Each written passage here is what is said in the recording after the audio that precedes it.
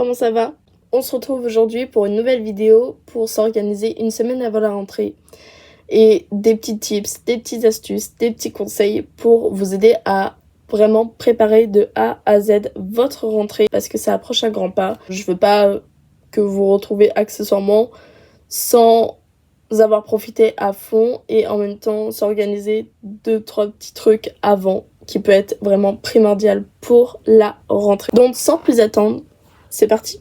Pour bien préparer cette rentrée, il faut tout simplement faire du tri dans ses vêtements, dans ses affaires, mais surtout dans ses vêtements. Parce qu'on ne veut pas retrouver un vêtement auquel finalement vous avez décidé ou vous le mettez plus tout simplement. Et ben il faut soit le vendre, soit le donner à une assoce, soit le donner à votre copine, à votre voisine, à votre voisin, vos copains, enfin bref. N'importe quoi, mais sans débarrasser, qui peut faire plaisir à quelqu'un d'autre et en même temps peut-être vous faire gagner de l'argent. C'est important qu'il y ait un ordre précis dans votre armoire pour tout simplement s'organiser entre les pantalons, les pulls, les t-shirts et machin et ci et ça. Et si vous mélangez déjà lorsque vous regardez votre armoire, ça en dit long sur le jour de la rentrée. Même si vous préparez sans doute à l'avance votre tenue, vaut mieux toujours prévenir que guérir, comme on dit. Donc, je vous conseille vraiment de faire une organisation spéciale dans votre armoire. C'est votre organisation et ça, c'est très important. Prochaine astuce, c'est tout simplement, puisque vous avez rangé votre armoire, il faut ranger votre chambre aussi, votre environnement en règle générale. Que ce soit réorganiser, ranger, réorganiser son bureau aussi. Des trucs comme ça peut être vraiment très important pour le jour de rentrée. Histoire que vous rentrez dans une chambre propre, rangée, triée, que vous savez où sont les choses. Et en même temps de ça, ça peut faire aussi un tri dans vos affaires. Si vous voulez plus des choses, si vous voulez garder, donner, vendre, pourquoi pas finalement. Hein. Donc je vous conseille vraiment de ranger votre chambre pour ensuite mieux la trier, mieux la ranger, mieux accessoiriser, peut-être changer de déco aussi, pourquoi pas, ça peut être toujours sympa. Et surtout, faire attention à bien réorganiser et surtout bien se souvenir de là où sont les choses. Parce qu'on sait tous qu'il y a forcément un truc qu'on perd tous dans notre chambre, on l'a jamais retrouvé. Je sais pas si pour vous c'était comme ça aussi, mais personnellement, moi ça m'est beaucoup arrivé pour le coup de perdre des choses dans ma chambre alors que je sais que je les avais dans ma chambre. Donc je vous conseille vraiment de réorganiser, de retrier votre chambre et de la ranger pour au final avoir vraiment votre petit cocon, votre petit bout de personne en fait dans cette chambre. La prochaine, c'est plus technique, ça va pas aller à tout le monde, mais je pense que ça peut être vraiment très intéressant si vous voulez un petit peu changer de mindset, si vous voulez vraiment reset un petit peu votre mental avant la rentrée, de savoir qu'est-ce qui s'est mal passé l'année dernière et qu'est-ce que je ne veux plus l'année prochaine. Pour moi, je pense que c'est hyper important d'écrire ou de faire un vision board sur les objectifs de rentrée, sur les objectifs à atteindre, les notes, les cours auxquels vous aimeriez vous réorganiser, vous réaméliorer, vous améliorer par rapport aux cours que vous avez en lacune ou vous perfectionner dans certains sujets qui étaient un peu flous ou quoi que ce soit, que vous n'avez pas eu de très bonnes notes et pourquoi pas en fait se remettre un petit peu dans le bain à faire en mode qu'est-ce que je veux cette année et qu'est-ce que je veux pas cette année scolaire, qu'est-ce qui s'est mal passé l'année dernière et qu'est-ce qui s'est bien passé, qu'est-ce que je garde, qu'est-ce que je tège. Des objectifs qui est possible de faire, qui est réalisable au possible. C'est-à-dire que par exemple, si vous avez 0 en maths, vous n'allez pas vous dire je vais avoir 20 et 20 sur 20 sur 20 en maths. Non, par exemple.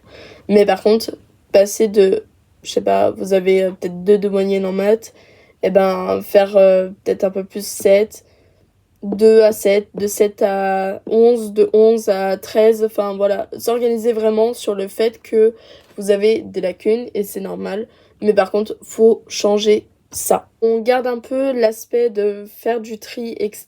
On trie son téléphone. Parce que oui, c'est très important. Non seulement ça vous fait gagner de la place sur votre téléphone, en plus ça vous donne pas des photos moches ou quoi que ce soit. Moi je parle vraiment de trier ces photos, trier les applications que vous voulez pas, trier les jeux que vous n'utilisez plus. Enfin vraiment ça part de garder de la place sur votre téléphone pour créer de nouveaux souvenirs avec vos photos sur votre téléphone et également peut-être aussi faire des tris dans ses notes, faire des tris dans les personnes aussi que vous avez en contact. Parfois on garde des contacts, on les parle plus, enfin on parle plus à ces personnes, on fait plus attention à eux, vos chemins se sont séparés ou quoi que ce soit. Pour garder votre téléphone en bonne santé et également gagner de la place sur le téléphone. 10 minutes à trier son téléphone ou quoi que ce soit, 10 minutes par jour, franchement, c'est mieux que rien, on va dire. Comme je disais un peu plus tôt, c'est réorganiser son bureau de façon à ce qu'il soit optimal pour travailler, pour réviser, même pour vous installer sur votre ordinateur, votre téléphone ou quoi que ce soit. Si vous avez un bureau avec des tiroirs, par exemple, faites des petites cases, acheter des petites cases ou quoi que ce soit de tri, d'organisation pour vraiment par exemple mettre les stylos à gauche, les cahiers à droite, enfin voilà, vous voyez un petit peu ce que je veux dire. Mais c'est vraiment très important, comme ça vous savez où sont les choses, pareil. Et vous savez que votre bureau est un maximum optimisé pour pouvoir accueillir la rentrée scolaire. Avant une semaine de rentrée, une fois que vous avez fait toutes ces choses-là, une fois que vous avez fait ces 5 petites choses, eh ben, je vous conseille de vous détendre et de profiter à fond. Voilà, c'est très important. C'est-à-dire que vous pouvez profiter de vos proches. Par exemple, si vous avez des amis dans d'autres classes ou quoi que ce soit, même si on ne connaît pas les classes, mais profitez toujours un maximum avant de savoir votre classe ou quoi que ce soit, parce que peut-être vous serez pas ensemble et que vous verrez que à la rentrée et dans les pauses. Invitez vos amis, allez chez eux, enfin bref, genre profitez de vos proches. Pareil pour vos proches au niveau famille, pensez à aller voir votre tante, votre grand-mère, votre grand-père, enfin bref, vraiment les personnes que vous voyez pas souvent et que vous savez que vous allez forcément les revoir peut-être dans les vacances, et encore c'est un peu juste. Vraiment, profiter de vos proches, c'est important, et surtout, j'ai l'impression de dire que c'est important à chaque fois, mais c'est la vérité, on prend pas assez de nouvelles par rapport à nos proches, on passe pas assez du temps avec eux. Ce que je conseille pour les gens qui rentrent au collège et au lycée notamment, mais plus au lycée, c'est de se remettre dans une routine active. C'est-à-dire que par exemple, vous vous levez plus à 10h, vous vous levez un petit peu plus tôt ou vous vous couchez moins tard. Je sais, c'est tellement niche, c'est tellement... Enfin, je sais que tout le monde le dit, mais pourtant c'est la réalité. Parce que pendant les grandes vacances, on oublie souvent la routine qu'on avait. Et forcément, elle n'est pas adaptée à ce que vous avez dans l'année scolaire. Vous vous couchez plus tard, vous vous levez plus tard, vous vous couchez peut-être plus tôt, mais vous traînez au lit ou quoi que ce soit, et ben là, vraiment, se remettre petit à petit dans une routine.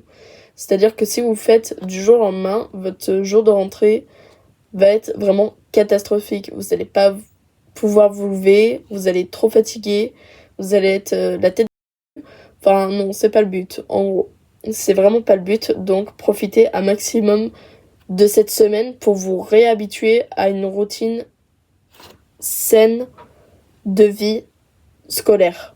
Là, je parle vraiment pour ceux qui se maquillent en règle générale, et c'est tout simplement de trouver peut-être des nouvelles formes de make-up. C'est-à-dire que vous allez par exemple taper qu'est-ce que vous aimez bien en couleur, par exemple le marron, le pêche, le rosé, le violet, le bordeaux, enfin bref. Vous allez taper ça sur des routines de make-up que vous pouvez trouver sur TikTok, sur Instagram, ou même sur YouTube, et faire des routines make-up rentrées ou des make-up très légers, très simples, qui coûtent pas 1 heure de votre temps le matin. Vraiment optimiser votre temps et en même temps un peu plus se préparer à la rentrée. La dernière astuce est tout simplement faire une nouvelle playlist de musique. Je dis ça parce que à chaque fois, on entend les mêmes musiques, vous avez les mêmes musiques depuis l'année dernière, vous avez découvert des musiques cet été sûrement. Donc, n'hésitez pas à les rajouter à votre playlist ou en créer une nouvelle. C'est tellement bien à faire, vous découvrez un petit peu des nouvelles musiques et machin. Vous pouvez même choisir par exemple des playlists qui existent déjà sur TikTok et que souvent les artistes mettent des liens de leur playlist, etc.